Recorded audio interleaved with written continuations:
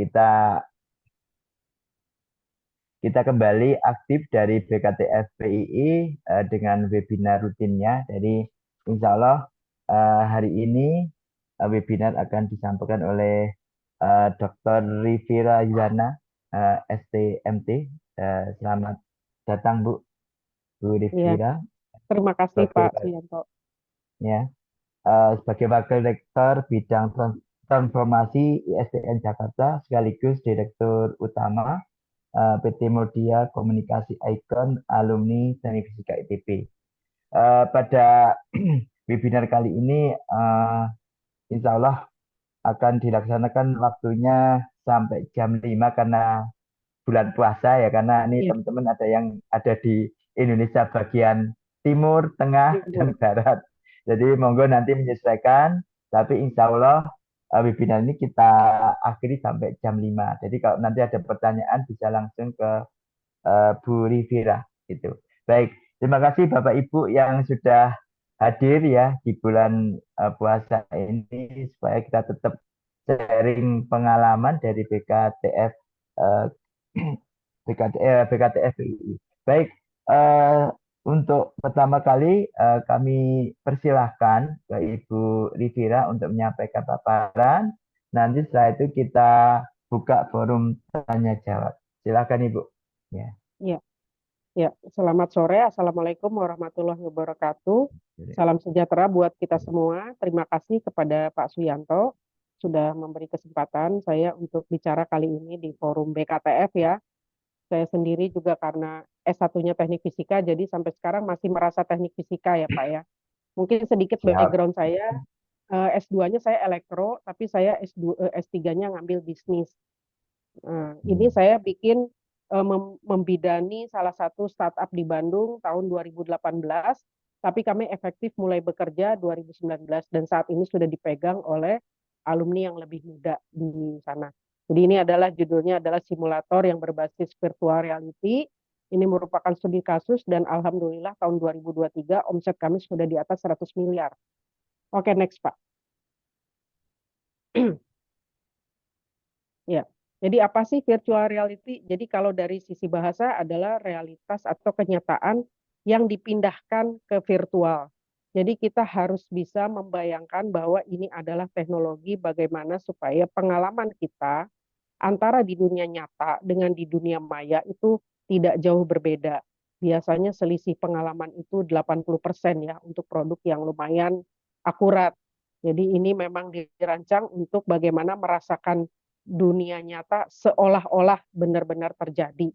Nah, jadi kira-kira gitu dan memang tren ke depannya ini memungkinkan dengan komputasi yang semakin lama semakin tinggi ya. Jadi spek komputernya juga semakin bagus sehingga teknologi-teknologi perangkat lunak yang dibuat semakin bisa diimplementasikan. Next. Nah, bagaimana sih cara bekerjanya? Jadi cara bekerjanya dia menggunakan headset ya yang dipasang di kepala gitu ya, dan di situ nanti ada headsetnya, kemudian ada motion trackingnya. Jadi motion tracking ini kalau kita nih sensor-sensor lah ya, ini ilmunya teknik fisika banget. Jadi sensor-sensor itu ditaruh di sekeliling headset itu, bisa juga ditambahkan di body kita, misalnya di tangan, di kaki, dalam bentuk rompi, dan lain-lain, sehingga apapun yang kita lakukan, apapun pergerakan itu bisa dideteksi oleh sensor, kemudian dari sensor ini masuk ke controller untuk kemudian diteruskan kepada softwarenya. Kira-kira seperti itulah. Next. Nah, ini hardware-nya. Jadi tadi ada headset ya. Jadi headset ini ada display-nya, kemudian tracking sensornya untuk display-display yang bagus itu biasanya sudah embedded karena dia sifatnya kecil ya sensornya dimasukkan di sekeliling headsetnya. Yang sekarang beredar paling banyak tuh Oculus. Oculus ini tadinya perusahaan yang khusus membuat VR hardware, kemudian diakuisisi oleh Facebook kalau nggak salah ya. Jadi sudah dibeli oleh Facebook, terutama digunakan oleh user Facebook untuk game-game yang ada di Facebook. Kemudian motion controller tadi ya bisa berupa handheld, ada buttonnya, ada triggernya atau sensor-sensor yang sebagai enabler untuk bagaimana user berinteraksi dengan environment virtual tadi. Kemudian kalau bisa kabel atau bisa juga menggunakan koneksi wireless ya seperti Bluetooth untuk mengkonekkan antara headset tadi, sensor dengan controller untuk disambungkan ke software. Next. Nah, jadi kuncinya adalah memang membutuhkan perangkat komputer yang powerful, jadi yang memang RAM-nya besar, prosesornya dengan kecepatan tinggi ya. Biasanya kalau di pembuat-pembuat game ya atau game developer tuh memang ada konsol khusus gitu. Jadi dia memang cara kerjanya cukup berat karena mensimulasikan virtual itu kan 3D ya, banyak 3D modelnya ya. Nah, itu yang komputasinya sangat tinggi dan biasanya komponen termahal ada di situ.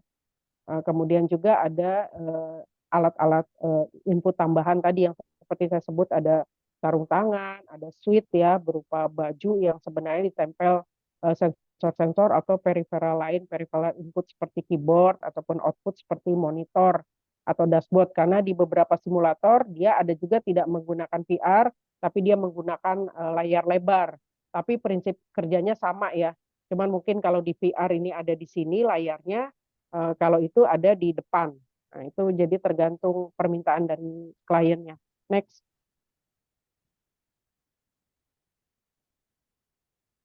Nah, ini adalah bagaimana mengembangkan softwarenya. Jadi pertama, yang paling sulit adalah mengetahui interaksi apa yang terjadi. Jadi segala kemungkinan. Perbedaannya antara simulator VR dengan game adalah kalau game itu kan kita bisa mendesain sendiri apa yang kita mau. Jadi misalnya mau bikin skenario orang nanti ketemu mobil terus terjadi apa itu terserah kita. Tapi kalau simulator kita harus benar-benar tahu yang terjadi interaksinya itu seperti apa. Jadi simulator itu kan harus mendekati skenario-skenario yang terjadi di dunia nyata. Jadi ini problem pertama adalah understand, pemahaman tentang interaksi dari simulator VR yang akan kita buat. Biasanya di sini yang cukup lama dan panjang. Dan untuk satu industri kita butuh waktu berbulan-bulan, tapi nanti ketika untuk industri yang mirip-mirip, ini akan waktunya lebih singkat lagi kita untuk memahami interaksi yang terjadi. Kemudian setelah itu proses keduanya adalah menciptakan atau membangun aset-aset 3D-nya tadi, 3D model, teksturnya. Jadi kalau kita misalnya ingin membuat simulator alat berat, berarti di Kalimantan, berarti kita harus lihat topografinya, konturnya seperti apa, terus kita lihat cuaca 10 tahun terakhir, biasanya apa aja, apakah kalau ada badai, angin kecepatan berapa, hujan, jadi itu yang juga menjadi aset yang kita bangun ya. Jadi sekalinya kita misalnya sudah pernah punya aset 3D model untuk di Kalimantan Timur dengan koordinat tertentu, itu nanti lama-lama bisa kita kumpulkan menjadi library kami sendiri. Nah, kemudian interface dari VR sendiri harus imersif. Imersif itu artinya memang pengalaman yang sangat mendalam ya. Jadi orang benar-benar merasakan hampir-hampir berada di dunia nyata. Jadi itu adalah tantangan-tantangan bagaimana mengembangkan dari software VR itu sendiri. Next. Nah, jadi ini tahapan-tahapannya tentu saja pertama kita menentukan dulu objektifnya, tujuannya, dan skopnya. Ini bersama dengan calon customer kita ya, misalnya target audiensnya siapa, tujuannya apa sih, apakah untuk latihan, karena kan belum tentu latihan atau ujian tentu fungsinya beda ya. Kalau ujian berarti ada materi-materi yang kita masukkan ke dalam LMS. Kemudian ada juga spesifik fitur atau fitur-fitur yang khas untuk experience tertentu. Nah, ini biasanya untuk industri militer ya, ini dia punya fitur-fitur tertentu. Kemudian setelah kita memahami objektif dan skopnya, kita akan memutuskan mau menggunakan VR platform yang mana. Di dunia ini yang berkembang cukup pesat, itu ada tadi yang Oculus yang udah dibeli oleh Facebook ya, kemudian HTC. HTC ini pabrik yang berbeda, itu juga apa vendornya yang berbeda yang bisa menjadi pilihan selain Oculus. Masing-masing punya kelebihan dan kekurangannya ya. Kemudian kita harus memilih tools perangkat lunaknya atau frameworknya. Yang terkenal juga ada dua, ada Unity dan Unreal Engine. Masing-masing punya kelebihan dan kekurangan. Unity ini mudah dipelajari. Karena mudah dipelajari, banyak programmer yang menekuni Unity. kelemahannya adalah resolusinya tidak terlalu tinggi seperti dibandingkan Unreal. Kalau Unreal ini tingkat kerumitannya cukup tinggi, tapi secara library atau kebutuhan-kebutuhan untuk fitur-fitur yang spesifik tadi, hampir semuanya terpenuhi oleh engine Unreal ini. Jadi masing-masing yang mudah, Unity ini library-nya banyak ya, tapi ya itu tadi untuk yang fitur spesifik dia sulit dan resolusinya kurang tinggi. Sedangkan Unreal ini resolusinya jauh lebih tinggi dibandingkan Unity, tapi kesulitan buat programmer juga semakin tinggi sehingga learning curve-nya yang Unreal ini jadi lebih lambat gitu ya, lebih flat. Kalau Unity ini lebih cepat orang memahami. Nah, salah satu tantangan di bisnis simulator VR ini juga memperoleh programmer yang bisa cepat mempelajari Unreal karena untuk situasi yang kompleks, untuk customer-customer di Indonesia kita masih customer yang premium ya, itu kita lebih banyak membutuhkan engine Unreal. Next. Ya, ini adalah sensor. Kalau sensor itu ada beberapa ya, seperti kita nyebutnya IMU ya, Inertial Measurement Unit. Ini bisa terdiri dari beberapa, ada giroskop untuk mengetahui arah, misalnya kepala kita rotasi ya, lebih ke rotasi. Akselerometer berarti dia mengukur kecepatan perubahan ya. Jadi kalau maju, mundur, ke kanan, ke kiri ini pakai akselerometer atau magnetometer. Jadi itu mengukur terhadap medan magnet bumi. Nah ini semua sebenarnya tiga-tiganya bisa dikombinasikan untuk men-track orientasi atau gerakan dari si user yang menggunakan headset tadi. Nah, ini biasanya IMU ini ditempelkan ke headsetnya VR tadi. Nah, kemudian ada juga yang untuk men-track lighthouse ya, cahaya. Jadi ada sensor-sensor yang biasanya memancarkan infrared. Nah, kemudian sinyal-sinyal ini dibaca oleh sensor yang berada di headset dan juga ada kontrolernya sehingga diolah menjadi perubahan gerakan dari si user yang menggunakan headset VR tadi. Next. Ini untuk sensor positional tracking ya. Kemudian ada sensor gestur dan monitoring tracking. Nah, ini juga biasanya kalau cuma sekedar mengandalkan arah kepala, gerakan badan, tapi kan secara dimensi ruangan kita tetap membutuhkan sensor yang dari luar ya. Sensor gestur itu biasanya kamera. Nah, kamera itu menangkap gerakan dari si user, kemudian membiarkan bagaimana gerakan-gerakan itu direkognisi oleh si kamera tersebut, kemudian diolah oleh software ketika kita melihat. Jadi kita seperti melihat gerakan kita sendiri pada layar headset. Kemudian ada sensor kedalaman, ini contohnya ada Microsoft Kinect, itu biasanya menggunakan teknologi deep sensing untuk menciptakan 3D map 3D yang lebih sesuai dengan environment-nya. Dan jadi ini juga tetap untuk membandingkan relativitas gerakan kita terhadap lingkungan kita. Jadi body movement-nya kalau untuk gestur ini lebih diintegrasikan dengan bagaimana lingkungan kita, situasi kita berada. Jadi posisi kita apakah di kontur yang berbukit-bukit atau datar. Jadi ini tetap butuh kamera tambahan dari luar. Kemudian ada juga optical tracking system. Nah, ini biasanya juga lebih precise ya karena semuanya diukur posisi kita terhadap lingkungan. Sehingga ketika kita berjalan pun dia tetap langsung menghitung gerakan kita itu di dalam ruangan itu ke arah mana, seperti apa. Jadi kombinasi antara sensor body tadi yang di track movement sama sensor dari kamera dari luar sehingga lebih akurat. Next.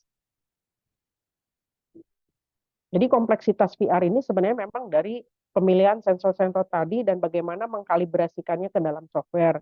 Nah, termasuk juga ketika kita menambahkan sensor environment seperti ada temperatur, humidity ya, kelembaban gitu ya. Sensor ini mengukur gitu, dia mengukur kira-kira nanti apa sehingga ini akan menjadi apa yang harus dilakukan oleh si user ketika temperatur ini mendeteksi hal-hal yang disimulasikan. Jadi ini kan berbasis skenario ya.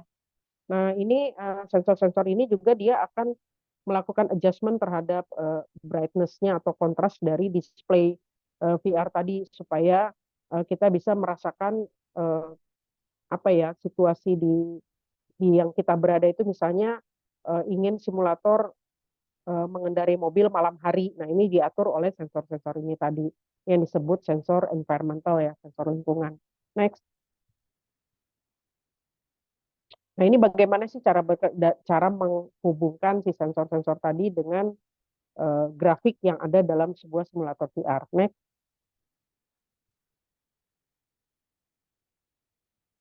Ini kalau di praktikum di Teknik Fisika ITB dulu zaman saya namanya ada data akuisisi ya. Jadi dari sensor itu datanya diakuisisi, jadi sensor itu menangkap tadi semua gerakan-gerakan, apapun gestur, interaksi dengan environment yang kita bikin secara virtual, kemudian ini juga termasuk posisi, orientasi, kecepatan, termasuk bagaimana physiological response, jadi respon tubuh kita seperti apa itu ditangkap oleh yang namanya sensor data acquisition. Kemudian proses berikutnya diintegrasikan dengan framework, VR framework tadi yang saya bilang Unity atau Engine Unreal. Nah, jadi ini diintegrasikan dan di-develop, dikembangkan ya. Kemudian di mapping ke objek virtual tadi. Jadi semua gerakan kita di-mappingkan kembali ke objek-objek yang akan kita tuju. Jadi misalnya kita sedang mengendarai mobil menuju arah tertentu, nanti objek-objeknya itu di mapping, misalnya ada pohon yang bergerak, jadi seolah-olah kita itu jalannya itu melintasi pohon-pohon tadi. Jadi misalnya kita sedang VR menggunakan VR simulator naik sepeda statik, ini pernah dilakukan oleh salah satu museum ya, museum di Cilacap kalau nggak salah dulu kita pernah diminta untuk bikin orang seolah-olah naik sepeda, memang ada sepeda tapi ada VR. Kemudian itu nanti kita seperti berjalan-jalan di sebuah kota, kita jadi tahu dan kota ini percis, misalnya kota Bandung, oh, kita jalan-jalan di Braga, nanti itu environment-nya juga harus sama percis dengan itu. Jadi dimappingkan kembali setelah tadi gerakan kita ditangkap, diintegrasikan ke framework, kemudian dimappingkan kembali di objek sekitar berbasiskan skenario yang diminta. Next. Nah, ini yang sulit ya, kalibrasi dan sinkronisasi. Ini juga harus dilakukan karena biasanya dari sensor saja, dari semuanya juga tidak cukup. Kita harus bikin simulasinya untuk mengkalibrasi apakah ini benar-benar akurat ketika bergerak misalnya sekian meter, benar nggak di kenyataannya itu ketemu dengan objek tertentu. Nah, ini yang biasanya prosesnya cukup panjang ketika kita mendeploy simulator VR ya, terutama untuk benda-benda bergerak gitu ya. Tapi kalau untuk kebutuhan-kebutuhan yang sifatnya latihan yang tidak terlalu berbahaya, mungkin banyak toleransi-toleransi yang kita nggak harus terlalu akurat dengan kenyataan sebenarnya. Nah, ini juga bagaimana kalibrasi dan sinkronisasi juga digunakan untuk melakukan kompensasi tadi terhadap penyimpangan-penyimpangan dari si sensor tadi. Karena namanya sensor pasti punya keterbatasan ya. Kita tahu kan ada nilai-nilai apa dulu tuh istilahnya threshold atau apa. Jadi dia tidak langsung merespon secara akurat terhadap perubahan. Ya, termasuk ada latensi-latensinya, kemudian feedback dan rendering. Ini juga termasuk tahapan yang berat karena bagaimana si VR itu bisa melakukan update terhadap perubahan. Jadi ini kan cepat ya, cepat ketika berubah, kemudian update situasi di environment, kemudian sensor membaca kembali, update lagi. Nah, ini proses-proses feedback dan rendering ini juga merupakan proses yang panjang ketika kita pertama kali mendeploy simulator VR. Kemudian optimization dan performance. Jadi setelah kita melakukan kalibrasi, sinkronisasi, dan feedback rendering tadi, kita bisa mengoptimasikan bagaimana VR simulator itu supaya semakin mendekati kenyataan. Mungkin kita biasanya bekerja di 70% ya, itu udah bagus ya. Jadi bagaimana semua yang ditangkap oleh sensor, kemudian feedbacknya dijadikan gerakan kita. Kalau dulu istilahnya di teknik fisika tuh mulai dari data acquisition ditangkap oleh sensor, ditransmitkan oleh transmitter, kemudian dilakukan oleh aktuator. Jadi itu saya masih ingat banget ya, karena waktu di teknik fisika saya memang mengambil kekhususannya instrumentasi dan kontrol ya. Jadi logika itu ketika dimasukkan ke dalam pengembangan simulator VR masih alhamdulillah masih bisa digunakan ya. Next.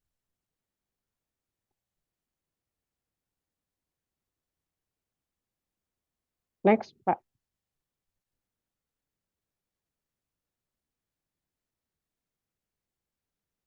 Ya, ini fitur-fitur apa sih yang menjadi kekuatan? Oh, ini ya. Oke, ini pentingnya imersif, pengalaman imersif dalam berbagai industri. Nah, kita tahu bahwa yang sudah menggunakan simulator sejak lama itu tentu saja dunia penerbangan. Yaitu karena mereka mensimulasikan pilot itu terbang nggak mungkin terus-terusan menggunakan resources fisik karena tentu saja mahal ya BBM-nya ya. Sehingga biasanya itu rule of thumb-nya 70% dilakukan oleh simulator dan 30% itu yang dilakukan secara kenyataan. Nah, itu adalah bisa mencapai titik optimal bagi yang dilatih gitu. Nah, jadi dunia penerbangan sudah tidak heran, makanya di kami tuh di perusahaan simulator VR kami juga banyak menerima lulusan dari mesin penerbangan karena mereka kalau di mesin penerbangan itu secara ilmu mekanikalnya tuh cukup kuat ya dan fisikanya ya karena di simulator itu kan berbeda sama game. Kalau game kan kita bisa bikin seolah-olah terjadinya tumbukan tuh efeknya apa aja ya suka-suka game developer ya. Malah kadang-kadang dibikin lebay gitu kan kalau kita lihat bagaimana bola sama mobil, mobilnya hancur. Nah, kalau di simulator VR ini nggak bisa seperti game, jadi kita harus benar-benar menghitung. Misalnya ketika simulator menembakkan peluru, berapa berat peluru itu, kemudian dengan jarak sekian, lengkungannya seperti apa, dengan kecepatan ini, dan pengaruh angin berapa. Jadi sangat mekanikal banget ya. Jadi efek momentum itu benar-benar harus dihitung terhadap berat badan berat satu objek secara nyata. Jadi di aviation itu ya termasuk di kendaraan ya kami sudah mengembangkan juga simulator untuk di Polres Gorontalo itu untuk latihan sebelum mereka mengambil SIM. Nah, kemudian ada juga simulator alat berat kalau di Kalimantan dan untuk yang kendaraan-kendaraan itu secara mekanikalnya juga kita harus tahu gitu ketika jalan dan terakhir kami baru saja menyerah terimakan simulator kereta untuk Balai Kereta Api di Bekasi. Kemudian untuk healthcare, nah ini juga ke depan semakin masif ya penggunaan simulator virtual untuk aplikasi-aplikasi kesehatan. Yang pernah dikembangkan oleh kami tahun 2019 sebenarnya mendapat dana LPDP kerjasama antara Elektro ITB dengan FK Unair. Cuman sayang tidak berlanjut karena ketika tahun 2020 pandemi itu banyak FK Unair tim-tim dosennya yang berada di zona hitam sehingga banyak yang tidak sempat melanjutkan penelitian tersebut ya. Dulu aku arahnya bagaimana membuat simulator VR untuk bedah jantung. Karena kan untuk memberi pengalaman yang lebih imersif kepada calon-calon dokter bedah jantung itu sehingga ketika mereka berhadapan dengan pasien secara nyata itu mereka udah tidak kaget atau apa dengan skenario berdasarkan pengalaman-pengalaman dokter tua. Nah, yang sudah kita kembangkan adalah untuk Unpad ya, itu simulator untuk perawat masang spiral. Karena ke depan kan tidak mungkin ya kalau memasang spiral ada objek benerannya terus diuji cobakan gitu kan. Nah, sementara kalau virtual bisa seolah-olah ada orangnya.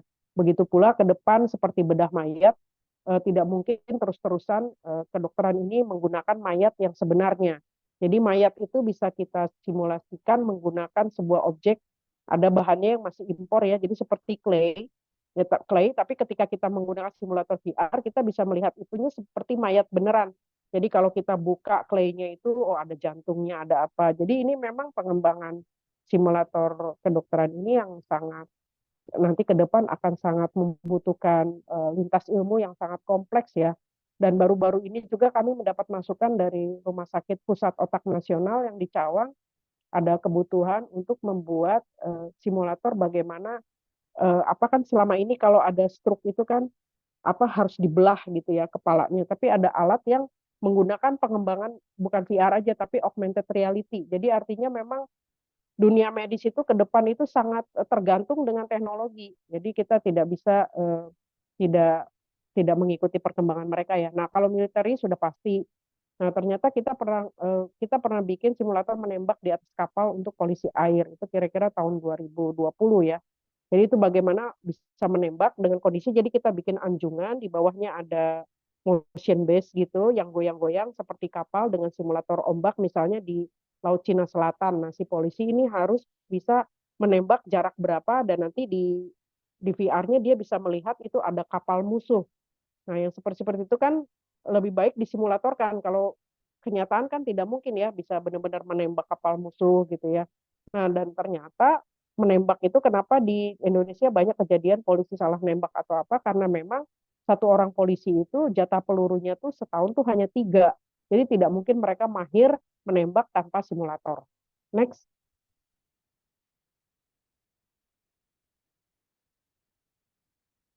Nah, ini untuk gaming dan entertainment tetap VR simulator juga digunakan ya, tapi biasanya untuk memberi feel atau memberi perasaan yang benar-benar seperti dunia nyata ini juga berkembang industrinya. Nah, kemudian untuk VR experience, nah ini kalau untuk VR experience lebih ke bagaimana tema-tema kita berada di sebuah taman atau apa, terus interaktif. Jadi sebenarnya simulator VR ini juga bisa digunakan untuk yang sifatnya hiburan ya, hiburan, tapi seperti kita berkunjung ke Raja Ampat tuh sebenarnya bisa di VR-kan dan merasakan bagaimana indahnya atau anginnya seperti apa. Next. Jadi ini banyak sekali ya pemanfaatan simulator VR ini.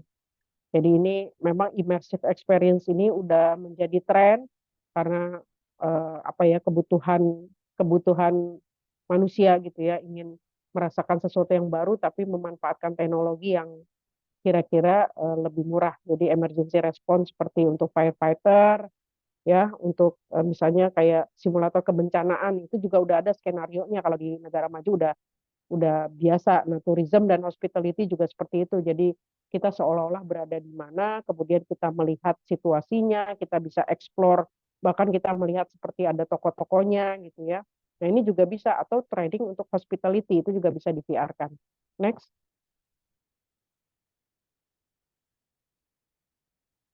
Nah, ini apa sih keuntungannya kita menggunakan simulator berbasis VR? Ya tentu saja dia bisa memberikan pengalaman yang realistis, tapi tetap mendalam ya, tetap imersif terhadap environment yang akan dihadapi oleh seorang user. Nah, kemudian trainee juga dapat mempraktekkan skill-skill dia dan skenario-nya bisa sebanyak mungkin.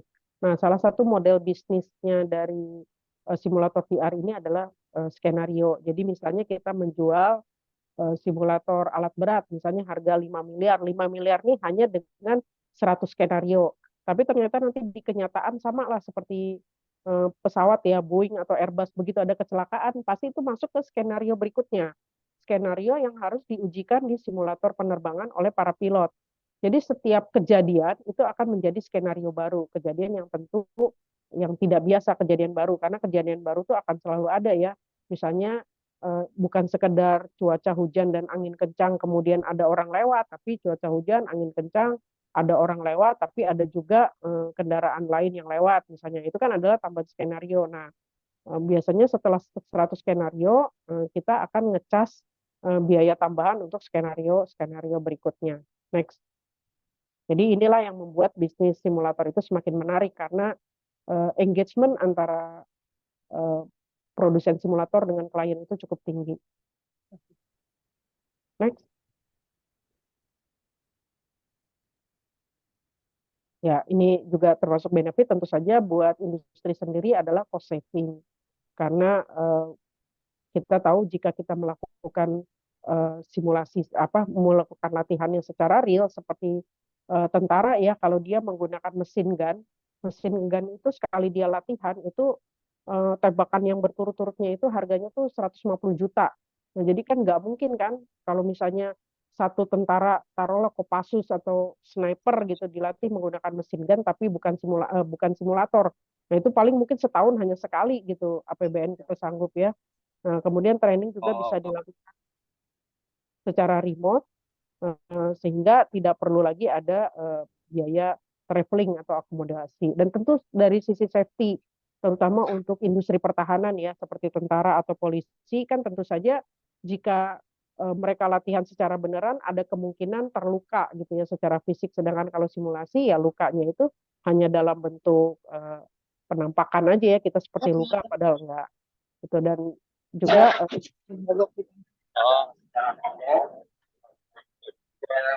sini apa di pinggir situ? ada suara. Iya, Benar. jadi terutama dari sisi cost saving dan safety ya. Jadi itu yang membuat industri simulator semakin menarik buat siapapun yang menggunakannya, dan kita sampai saat ini bahkan kita membatasi permintaan karena secara kapasitas produksi kami sendiri juga sangat terbatas. Misalnya simulator alat berat kami hanya memiliki kapasitas produksi dalam setahun 12 unit, sedangkan sampai hari ini kami sudah memiliki permintaan sampai 7 unit sehingga kami hanya menerima 5 unit tersisa untuk customer lain. Next. Ya, ini adalah faktor-faktor bagaimana yang memicu bisnis ini berkembang pesat. Jadi kami sendiri ketika mendirikan perusahaan ini tahun 2018, efektif tahun 2019, waktu itu belum ada pandemi ya. Kami juga tidak menyangka bahwa bisnis ini sangat berkembang pesat karena ternyata pandemi itu salah satu pemicunya. Dan juga perkembangan teknologi software yang semakin cepat. Jadi kemampuan engine Unreal dan engine Unity juga sangat pesat sehingga itu sangat membantu buat programming kami mendeliver pengalaman yang memang sangat imersif bagi user dan sangat membantu user experience dalam membayangkan dunia nyata. Selain COVID ini juga telah meningkatkan awareness ya dan penerimaan terhadap teknologi digital. Nah, tentu saja faktor-faktor lainnya juga investment dan partnership ini investasi yang meningkat ya, terutama di bisnis ini bagi industri, sehingga industri juga sudah mulai mengalokasikan investasinya untuk membeli simulator. Ini juga mudah. Kemudian kita juga bisa membuat kemitraan yang strategis dengan developer VR yang lain, baik dari sisi pembuat hardware maupun yang bisa membantu pertumbuhan market itu sendiri. Jadi saat ini ekosistem dari bisnis VR, simulator VR di dunia ya, di dunia itu udah cukup berkembang dan sebagai catatan tahun 2021 kami juga sudah mendeploy, 2022 ya, mendeploy simulator tank untuk tentara Filipina, tank Ascot. Jadi kita sudah ekspor tahun 2022, kita serah terimakan, sebenarnya barangnya sudah selesai 2021, cuma saat itu karena puncak pandemi, jadi kita tidak bisa menginstall di Filipina, baru terinstall tahun 2022. Dan tahun 2021 sebenarnya workshop kami juga sudah dapat kunjungan dari Wakil Menteri Perdagangan waktu itu, Pak Jerry Sambuaga, dan dia juga sangat terkesan dengan kemampuan kita mengekspor simulator tank untuk tentara Filipina. Jadi tahun 2020 pas sebelum pandemi itu tentaranya datang sendiri ya, karena kita memenangkan tender internasional di Filipina. Jadi itu adalah international bidding untuk simulator tank Ascot. Next.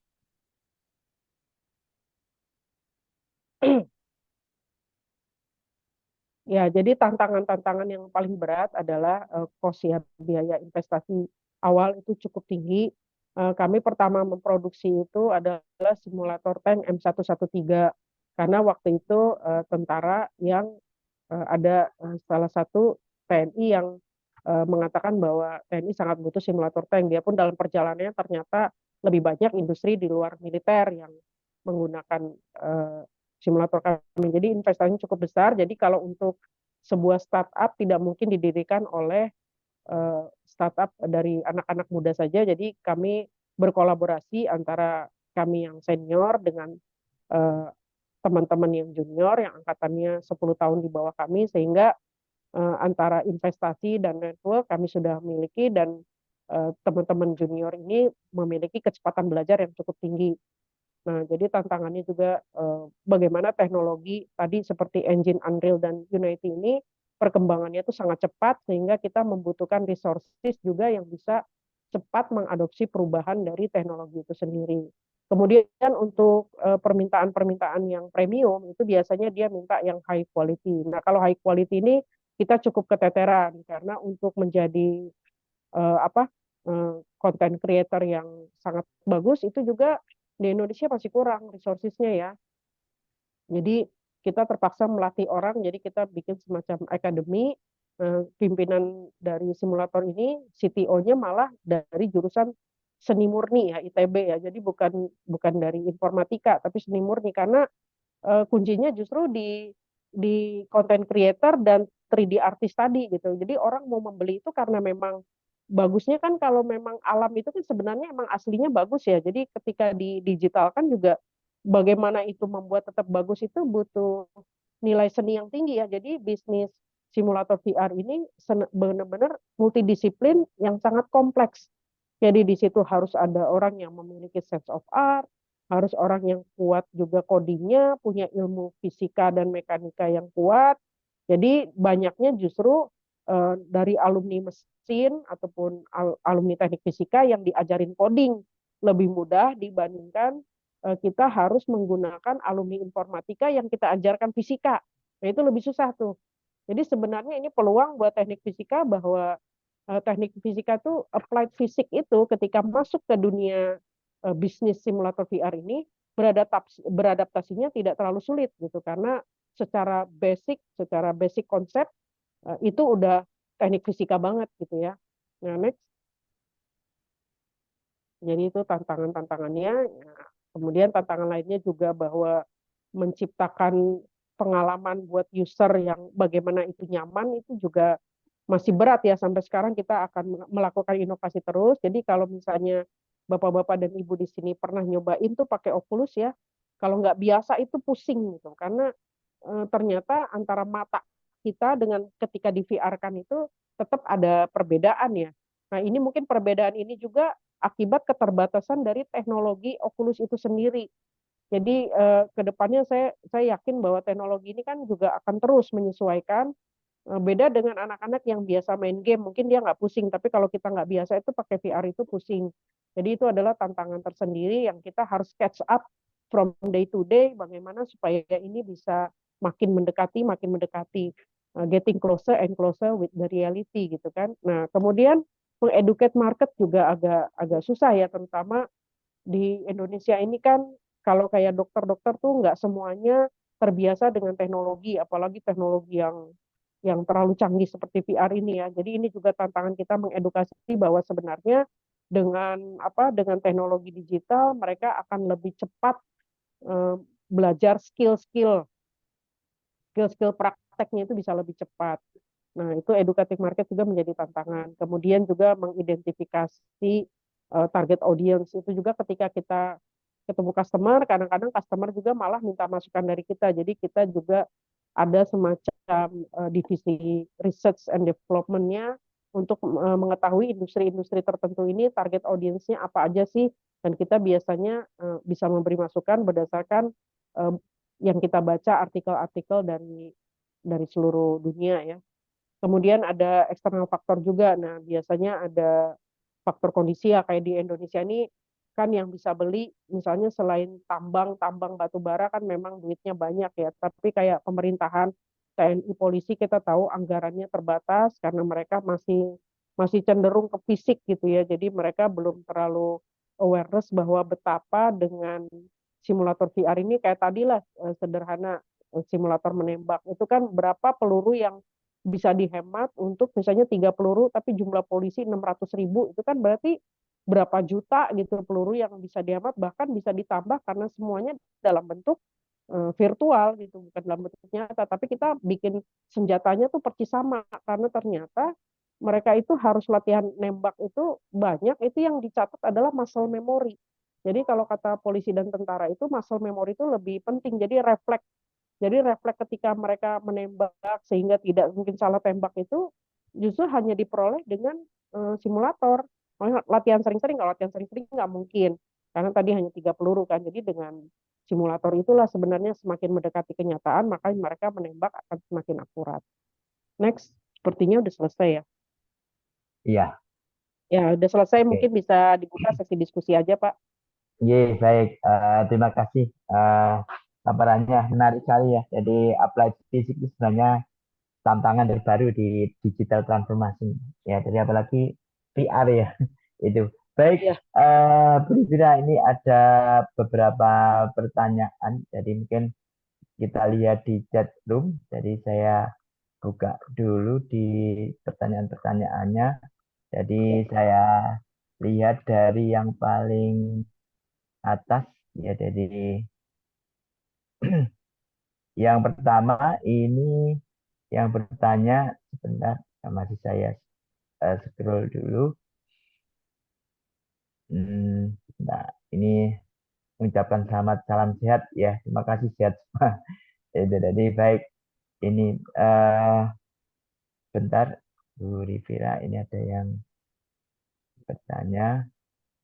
Izin bertanya, Pak Suyanto, Bu Yuwana, ini dari Pak Ferry ya. Untuk VR ini hardware komputernya minimal CPU-nya clock-nya berapa besar dan RAM berapa gigabyte. Operasi sistemnya kalau pakai Windows minimal Windows berapa. Terima kasih Bu. Dari Pak Ferry Bu, Bu Rivira. Gitu. Iya, bentar. Ya kalau ini kalau VR tuh kan memang kebutuhan speknya cukup tinggi ya, prosesor tuh misalnya minimum Intel Core i5 gitu ya. Kalau RAM itu ya sebesar mungkin ya makin besar makin baik ya, minimal 16 GB RAM misalnya. Terus harus ada port HDMI-nya yang tipe 1.4 ya. Nah, sistem operasinya minimum Windows 10 udah bisa, Windows 10 udah bisa. Kan sekarang udah banyak ya. Ruang penyimpanan sih ya kalau bisa sih 10 giga gitu kan. Makin besar makin bagus tergantung skenario. Jadi sebenarnya Pak itu kita menentukan spek komputer itu setelah kita tahu seberapa kompleks simulatornya, kemudian skenarionya seberapa banyak. Jadi banyak faktor lah ya. Tapi ya kalau minimum-minimumnya itu tadi yang core-nya i5 lah, Windows 10 juga udah bisa. Tapi ya sebenarnya kalau kita sih nggak pernah pakai yang serendah itu ya. Ini basic aja nih. Nah, terus Oculusnya juga yang speknya tinggi karena kita saat ini masih masuknya ke pasar premium ya. Jadi kita pakai yang barang-barang speknya tinggi semua. Dan biasanya komputer tuh juga termasuk komputer yang kita beli tuh yang mahal ya, harganya PC itu bisa puluhan juta ya, jadi nggak bisa PC biasa. Jadi itu kembali lagi tergantung ya, tergantung Pak. Kadang-kadang customer premium itu kan artinya dia skenarionya dalam 2 tahun ke depan kalau dia akan berkembang supaya kita nggak bolak-balik ganti CPU ya kita harus udah kasih spek yang tinggi, setinggi mungkin lah speknya gitu ya, selama duitnya ada. Mungkin ya itu jawaban dari saya Pak Suyanto. Terima kasih Ibu. Ini mungkin Pak Ferry kan tanya lagi, mungkin lagi online silahkan. Kalau mau Iya, raise silakan. hand, Iya. nggak ada ini yang raise hand. Ini Pak Ferry monggo. Oh, ini Pak Ferry lagi Bu. Kalau Iya, untuk gambar silakan. kalau untuk gambar statis maupun yang dinamis itu pakai software apa ya Bu ya? Gitu ya. Terkait Macam-macam sih Pak. Sebenarnya kalau saya kan bukan CTO-nya ya, karena kalau CTO itu kan dia selalu mengupdate mengupdate apa yang perkembangan terkini ya. Tapi sebenarnya kalau pakai software-software apanya itu, setahu saya sih ya Adobe juga pernah pakai gitu banyak sekali Pak. Kalau software gambarnya Pak, bentar hmm, saya cek software gambar.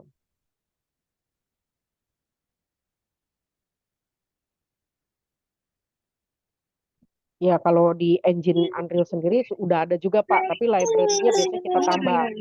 Nah, Google juga punya Pak ya. Google juga bisa SketchUp. ada sebentar Bu, ini kok ada yang bocor. Nah, sudah saya unmute, mohon di unmute sebentar, sebentar Bu. Foto nggak bisa. Tengah foto. Udah Bu, monggo Bu. Ya, ya baik. Ke mute Bu, Bu Rivira. Tes udah masuk ya. Iya masuk ya. Ya. Jadi kalau misalnya untuk bikin bangunan kita bisa kombinasikan di dalam software Unity dan engine Unreal itu kita masukkan Google SketchUp bisa juga Pak, Adobe misalnya. Jadi bisa macam-macam sih Pak, boleh Pak. Terus banyak sih software-software yang nyediain juga Pak. Jadi library-nya tuh bisa macam-macam karena platform yang sekarang itu engine tuh biasanya sifatnya open ya Pak. Jadi bisa diintegrasikan. Itu kira-kira Pak Ferry. Oke. Halo Pak Ferry, ini Pak Ferry kayaknya sangat tertarik. Monggo saya beri kesempatan untuk tanya. Halo Pak Ferry.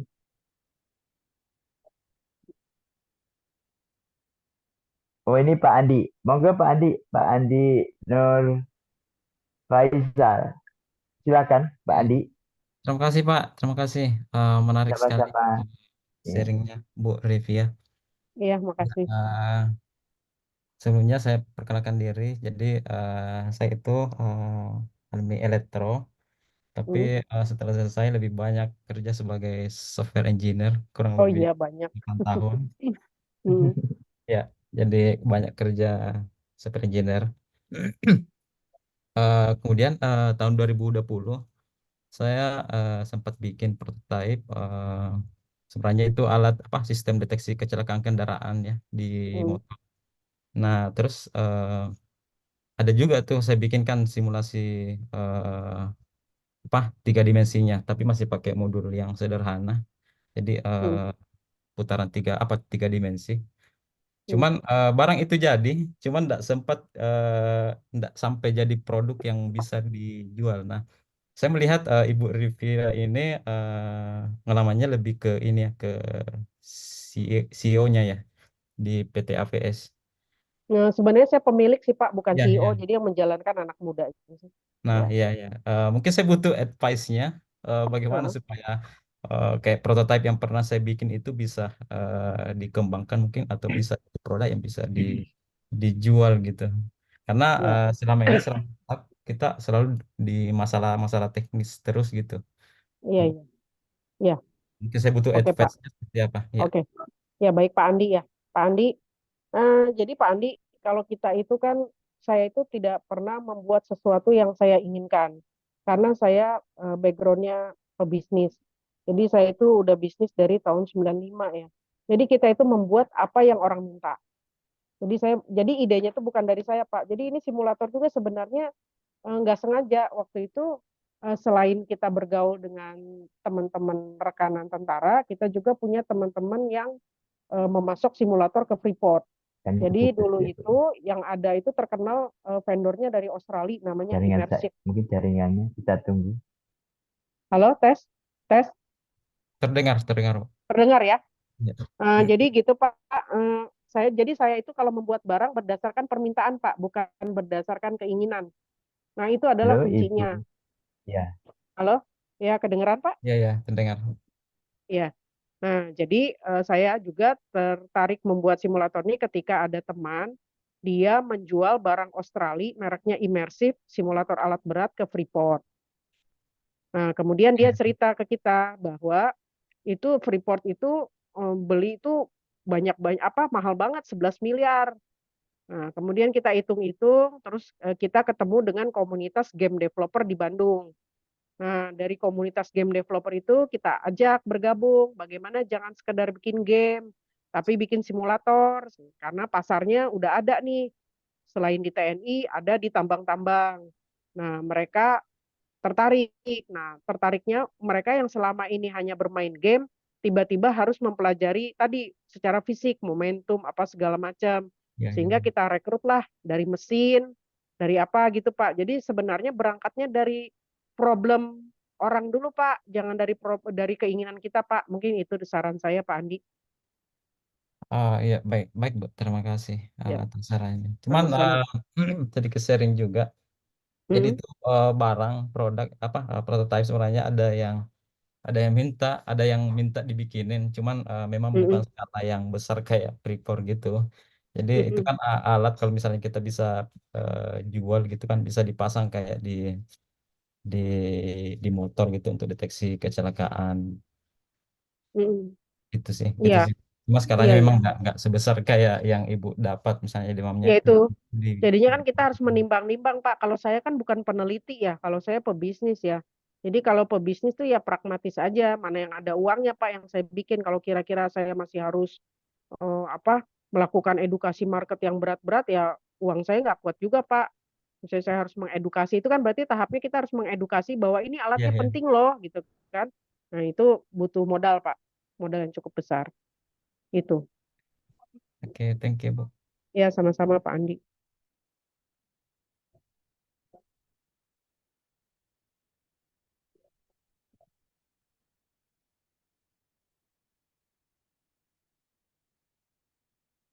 Ada lagi pertanyaan?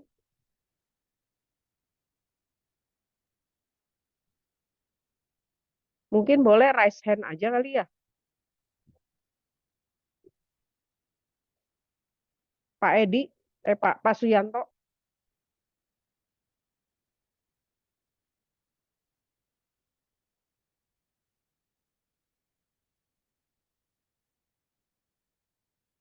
Halo Pak Suyanto atau siapapun kalau ada pertanyaan lagi silakan ya, nggak apa-apa, bebas saya.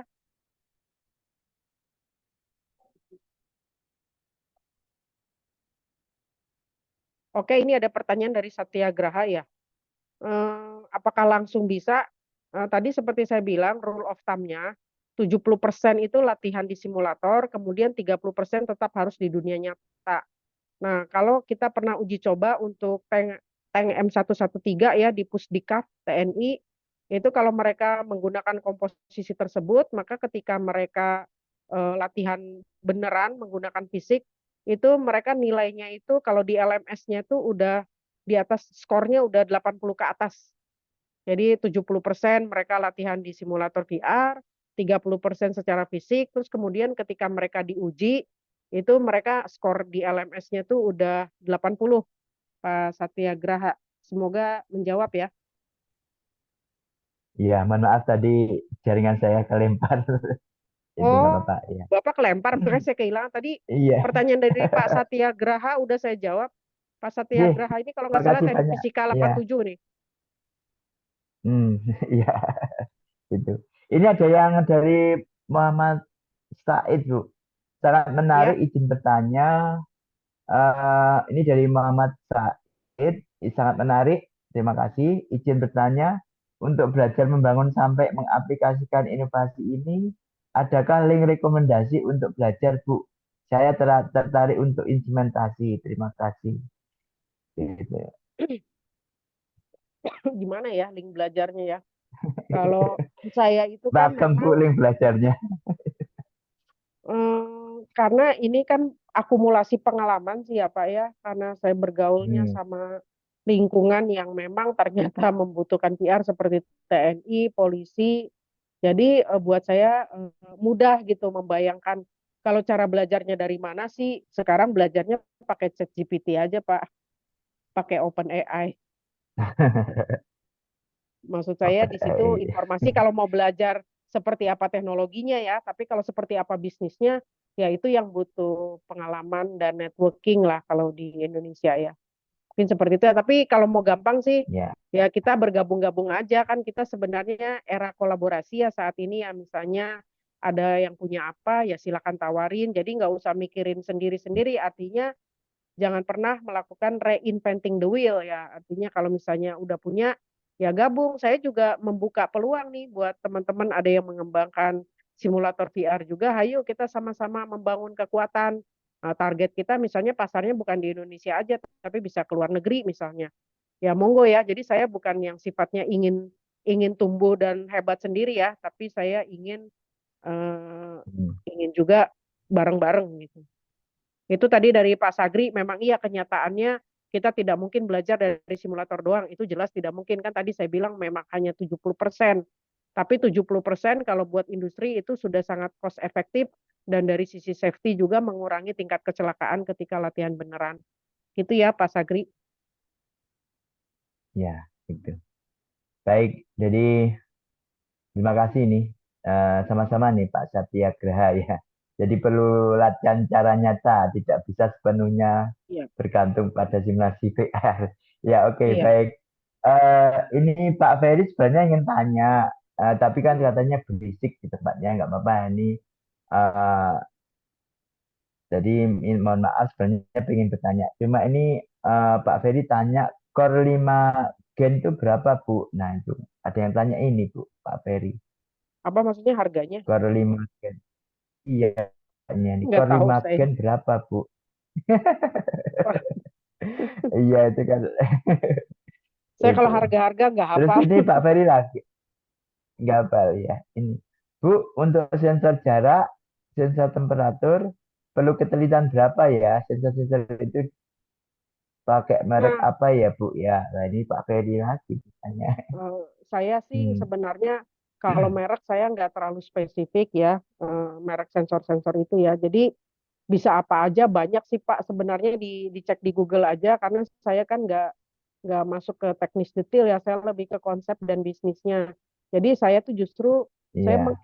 mengedukasi ke customer bagaimana benefit dari menggunakan simulator VR. Jadi saya nggak masuk ke detailnya. Detailnya tuh si CTO dan Oh, itu juga memang itu sih kan terlalu banyak ya. Kita bisa Google juga kok sebenarnya sensor ini di mana, Tokopedia ada, di Bineka ada. Jadi itu sih bisa cari sendiri sih Pak. ya. Iya. Yang ditanya itu generasi berapa ternyata Bu, bukan harganya. Oh, bukan harganya Iya, ya. ya nanti itu Ya, kan teknis generasi ya nanti. terbaru aja sih Iya, prinsipnya itu. kalau ada yang terbaru selalu gunakan yang terbaru ya karena intinya VR ini, teknologi VR ini sangat menyedot resources computing yang tinggi gitu. Jadi setiap ada yang terbaru, saya pasti beli yang terbaru gitu karena dia tetap aja kejar-kejaran antara si bagaimana implementasi si software VR-nya dengan computingnya itu kejar-kejaran terus. Jadi setiap ada yang baru kita ambil, Iya, ada yang baru ambil, gitu aja sih prinsipnya. Kalau mau makin bagus baik, resolusi simulatornya. baik, oke. Ini Nah itu dari apakah VR ini bisa pakai OS Linux? Saya nggak tahu ya. Saya nggak pakai itu soalnya. Saya jawab aja iya, kalau nggak ini tahu. dari iya, ini dari ini apa itu? Harimurti sebelumnya. Apakah simulator sudah diimplementasikan untuk proses industri? Kalau ada industri apa saja? Itu pertanyaan yang pertama. Apakah existing proses simulator berbasis DOS bisa dikonvert Di convert. ke sistem Windows? Dan Oh. apakah Ibu dan Halo apakah Pak Sui. Ibu pernah pertanyaan kedua itu? Ya, halo. Oke, Saya oke. kayaknya iya. Hmm, Ya, yang pertanyaan pertama ya di industri proses sebenarnya udah banyak. Setahu saya industri chemical ya, kita mencampurkan satu senyawa dengan senyawa lainnya atau apa di industri obat. Jadi sebenarnya simulator itu juga udah digunakan. Kalau kita lihat kalau dulu tuh ya animasi-animasi pencampuran senyawa-senyawa atau apa industri proses apapun pasti itu semua bisa disimulatorkan. Masalahnya saya belum pernah mendapatkan customer itu di Indonesia dan nggak ada permintaan itu. Jadi saya nggak tahu, tapi kalau kita browsing pasti ada industri proses yang menggunakan simulator. Kemudian kalau pertanyaan kedua, bagaimana mengkonvert DOS sama Windows, ya saya nggak tahu ya, karena saya juga belum pernah ya, melakukan itu. Gitu. iya, baik. Baik, menarik sekali. Jadi eh, Bu Rivira bisa membawa apa ya ke bisnis ya. Jadi artinya kan transformasi digital itu memang apa ya eranya generasi sekarang ya, sehingga adaptasi itu sangat diperlukan. Sehingga kalau tadi teknik fisika itu memang mudah beradaptasi ya, inilah tantangan Hmm. ke depan kita gitu kan itu ya. Cuma Ya. dilemanya tuh gini, Bu Rivira, sekarang itu yang Hmm. minat ke teknik fisika itu menurun Iya, karena mereka karena ada nggak tahu. fisikanya. Iya, makanya itu. Dari Iya, kami itu saya ya itu yang aneh jadi ya apa kok itu. peminatnya turun padahal Nah, bukannya malah beberapa kampus buka teknik fisika kan seperti TELU buka teknik fisika kan? iya, iya benar. Tapi kita tuh punya persoalan yang sama. Peminatnya sangat menurun sekali. Banyak yang ke Iya, manajemen bisnis, banyak yang ke iya. Mungkin karena nggak itu. populer kali ya, nggak populer. Terus kita juga nggak punya Iya, orang branding gitu ya, nggak branding bahwa lulusan teknik fisika itu justru powerful ya kalau menurut saya ya. Karena saya sendiri iya, merasakan kita itu bisa memimpin orang mesin, orang elektro, orang sipil gitu kan. Jadi sebenarnya iya. teknik fisika itu adalah orkestrator. Benar itu, iya, itu. Mm-mm. Iya, itu. Tapi memang nggak apa-apa, Hanya. Pak. Sebenarnya orkestrator nggak butuh banyak-banyak, tapi butuh yang pinter. Itu aja sih. Jadi kalau teknik Mantap, fisika mantap. sedikit, tandanya yang pinter itu hanya sedikit, Pak. Jadi kita harus Oh, bangga. oke, siap-siap. Oh ini Pak Ferry tanya lagi nih Bu. Kalau Asia Tenggara yang paling maju PM-nya negara mana ya Bu? Ya, Yang paling apa? maju PR-nya. Oh, Negara mana VR-nya. di Asia Tenggara Oh, ini kalau di Asia PR-nya yang Tenggara sih, kan ya. kita waktu ikut tender di Filipina, Pak, nggak ada peserta dari Asia Tenggara kecuali kita. Jadi kita saingan itu sama Amerika dan Rusia. Nah, kita bukannya Hmm, lebih bagus, tapi kita lebih murah dengan spek yang sama. Mungkin mereka lebih bagus, sama. tapi kan kalau harga mereka 3 kali lipat. Nah, kalau saingan kita di Indonesia, Pak, di polisi itu adalah Korea Selatan, Korsel. Tapi waktu Hmm, pameran Indo Defense itu banyak yang bilang bahwa simulator kita lebih bagus dari simulator Korsel. Nah, saya kan itu kan penilaian orang ya. Mungkin kita lebih adaptasi kita terhadap skenario mungkin lebih kreatif dibandingkan mereka, karena kan kita kalau misalnya si Korea itu bikin simulator untuk orang Indonesia, pasti dia nggak memahami situasi dibandingkan kita dong. Artinya skenario kita itu kan mungkin di negara maju nggak terpikirkan orang bisa nyebrang sembarangan, orang bisa Iya, tindakan anarkis sembarangan, sementara kita yang sehari-hari mestinya ya skenario kita lebih banyak. Jadi untungnya VR simulator bisnis ini kita bisa kekuatan kita terutama di skenario Pak, di skenario software tadi. Karena skenario software tuh pasti kita udahlah tenaga kita tetap lebih murah iya, dibandingkan programmer dari luar, dan kita terbiasa dengan skenario-skenario yang seperti di negara kurang beradab sih Pak. Jadi skenario-nya banyak itu kira-kira. baik, baik. Oke, baik. Ini kayaknya yang bertanya ini ada yang izin sudah di Indonesia bagian timur nih kayaknya. Oh iya, udah siap-siap nih buka puasa ya. Siap-siap buka baca, iya. Baik, terima kasih banyak ya Bu Rivira, Yuwana. Nanti kalau ada ya dari BKTF ada yang mau magang di tempatnya Bu Rivira ya diberi Boleh, kesempatan ya. boleh. Baik, baik. Terima kasih banyak sharingnya Bu Rivira, dan semoga bisnisnya berjalan lancar dan sukses ya. Amin. Jadi kami dari BKTF sekali lagi mengucapkan terima kasih banyak dengan pengalamannya, dan kepada Bapak Ibu yang hadir kita bisa belajar banyak ya. Walaupun Bu Rivira itu tidak menguasai tentang software-softwarenya, tapi kan jadi apa tadi leadernya ya untuk manage semua itu tadi itu tadi itu. Baik, eh, kiranya kita akhiri dulu untuk webinar kali ini. Yang bagi yang muslim selamat menjalankan ibadah puasa dan mendekati berbuka ya gitu. Itu saja kami dari BKTF Teknik Fisika. Terima kasih banyak. Semoga sharing dari Bu Rivira Yuwana bermanfaat buat kita semua dan untuk Indonesia. Amin. Akhir kalam, Amin. wassalamualaikum warahmatullahi wabarakatuh. Waalaikumsalam Ya, warahmatullahi wabarakatuh. Terima kasih buat saya Pak izin Suyanto dan live. semua peserta. Saya Terima juga kasih izin live banyak. ya. Ya, Ya. sama-sama. Ya, Bu. Ya, oke. Saya izin live. Oke.